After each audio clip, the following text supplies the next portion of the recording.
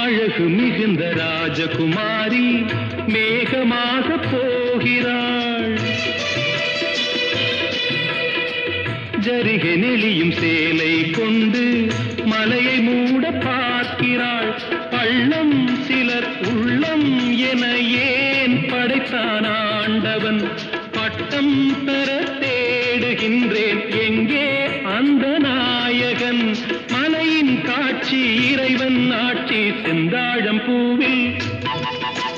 செந்தாழம் பூவில் வந்தாடும் தென்றல் என் மீது மோதுதம்மா.